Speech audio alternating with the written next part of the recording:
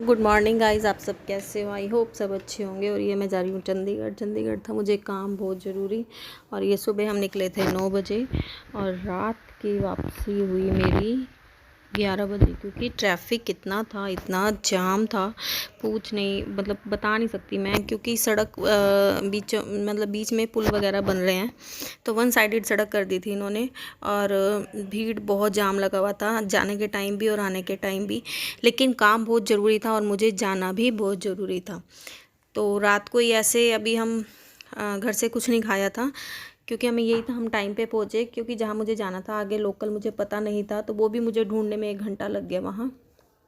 और ये हम नाश्ता कर रहे थे, आलू पराठा विद बटर।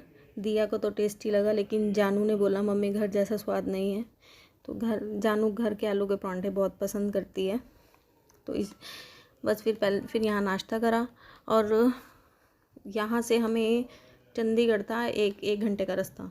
लेकिन जो हम लोकल, हमें जहाँ जाना था वहाँ हम इतना परेशान हुए। एक्चुअली हमें हॉस्पिटल में जाना था, मोहाली के मैक्स जैसे हम निकले हुए हैं और नाश्ता कर रहे हैं।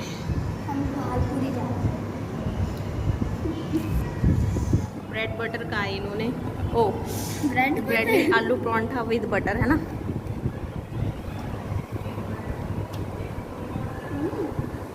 टेस्टी टेस्टी ना, घर वाला मज़ा नहीं है। आओ भाई नाश्ता कर लो, नाश्ता। दही ले लो साथ, लेना दिया दही ए।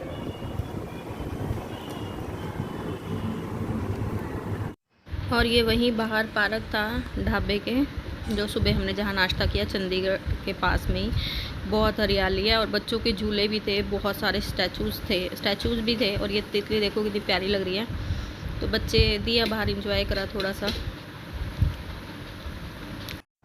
और यहाँ मुझे कोई काम ही था। फिर जब हुआ तो रिपोर्ट्स आने में शाम के, मतलब हमारी यहाँ एंट्री 2 बजे हो गई थी।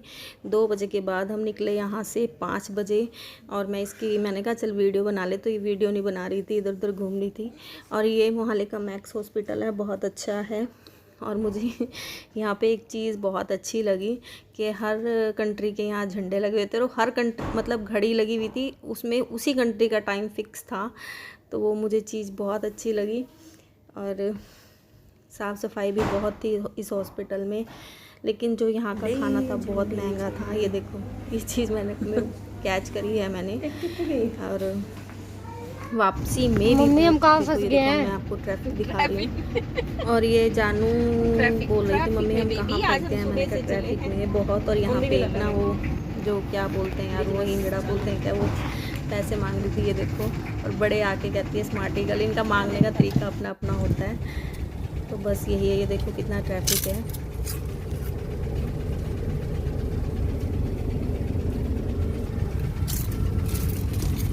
फंस गए हम जाम में।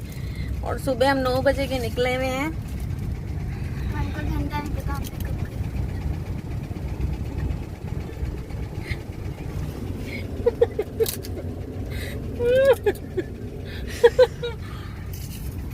हमें कोई पता नहीं, रात को हमें यहाँ भी स्टे करना पड़ जाए।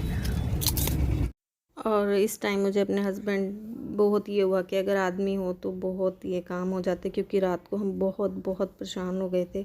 हमें यही था कि कहीं हमें यहाँ नाइट स्टे ना करना पड़ जाए।